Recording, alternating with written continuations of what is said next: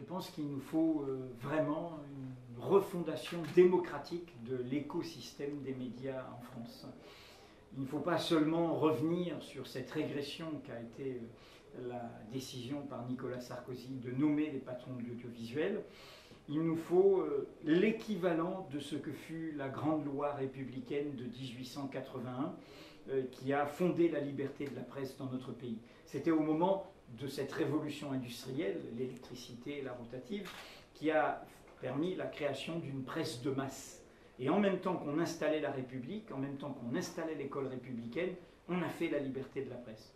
Nous vivons une période de la même ampleur, avec les mêmes défis. La révolution numérique, une vieille presse qui est totalement en crise, notamment la presse quotidienne, des médias audiovisuels qui sont déstabilisés par le multimédia, des mélanges des genres et des conflits d'intérêts généralisés en France.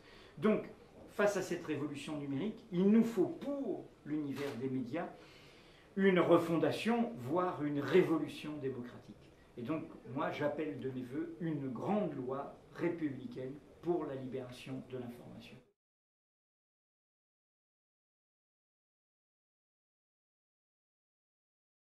L'indépendance, c'est une culture, c'est un écosystème. Tout journaliste pris individuellement est au piège de ses relations, au piège de qui est le patron de son journal, au piège de ses contradictions, voire de ses convictions. Donc, qu'est-ce qu'on doit faire? On doit créer les conditions de l'indépendance. Pour prendre un exemple très concret, nous, Mediapart, on a créé un journal qui n'a pas de fil à la patte, ni économique, ni financier, ni politique. Et on nous dit, vous sortez tout ce qu'il faut sortir, vous êtes courageux. Et moi, ce compliment en disant, vous êtes courageux, je trouve qu'il fait plaisir, bien sûr, mais enfin, il fait pitié un peu. Pourquoi? Parce que nous sommes des petits poissons face à des gros requins dans une mer qui est polluée. Est-ce que vous iriez dire à des poissons qui nagent dans une mer polluée face à des gros requins, sois courageux, petit poisson? Non, vous allez vous occuper de dépolluer la mer. Il faut dépolluer la mer. Il y a des bons journalistes à TF1, au Figaro, au Monde, à Libération.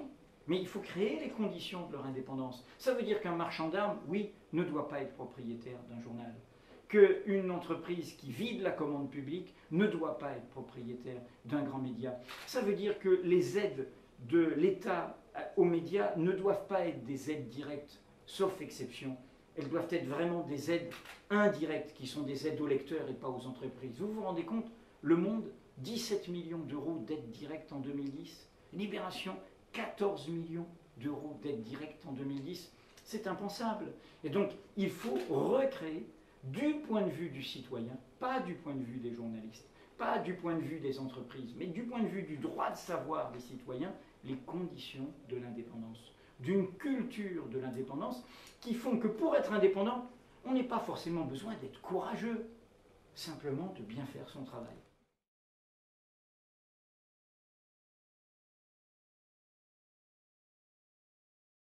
C'est très simple, il n'y a qu'une ligne directrice, c'est le droit de savoir des citoyens.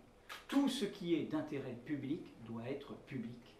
Le premier président du tiers-État, qui fut le premier maire de Paris, a eu une formule formidable qui disait « La publicité de la vie politique est la sauvegarde du peuple ». Tout ce qui est d'intérêt public doit être public. C'est notre ligne directrice.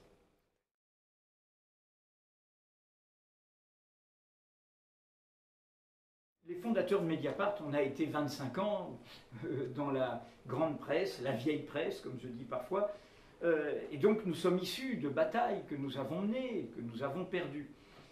Nous ne sommes pas une petite tribu d'Indiens qui serait en guerre avec l'ensemble des médias. Nous, on a créé Mediapart pour montrer à toute la profession que l'indépendance n'était pas un combat perdu.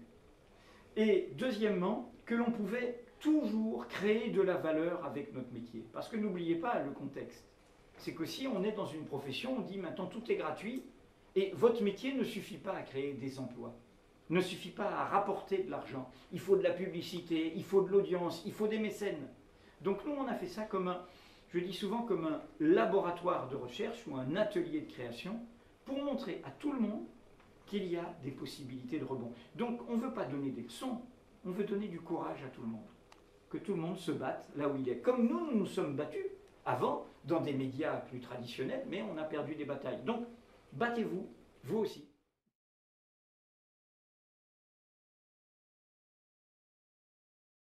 La question de l'image du journalisme est une question très lourde parce que je pense que dans notre crise démocratique, il y a la crise de confiance envers notre métier et on ne peut pas regarder ça de manière passive. On doit, nous, journalistes, regagner cette confiance. Et là, on a une opportunité formidable qui est la révolution numérique. Parce que la révolution numérique, nous sommes descendus de l'estrade, le lecteur est là, il peut contribuer, il peut alerter, il peut critiquer, il peut discuter, il peut prolonger. Nous ne sommes plus au-dessus de lui, en train de lui donner des leçons. Et nous ne sommes plus dans le monopole de l'opinion, en train de dire voilà ce qu'il faut penser. Donc désormais, on est renvoyé à notre mission sociale. Trouver des informations d'intérêt public, par l'enquête, par le reportage, par l'analyse qui met en perspective. Et le lecteur est notre partenaire. Et donc il faut s'engager dans cette voie du numérique, parce que c'est la condition d'une refondation démocratique de la légitimité de notre métier. Nous sommes ici à Lyon, dans le vieux Lyon avec ses batailles ouvrières. Il ne faut jamais oublier que dans l'espérance républicaine, quand vous allez à Paris, vous allez à la place de la Bastille, là où se font tous les rassemblements populaires. Et vous avez une tour, la colonne de juillet.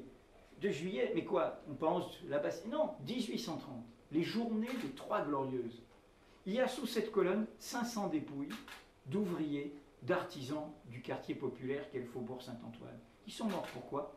Pour la liberté de la presse, contre les ordonnances de Charles X. Donc voilà, c'est un enjeu démocratique totalement lié à la question sociale, à nous, journalistes, de continuer à en faire la démonstration.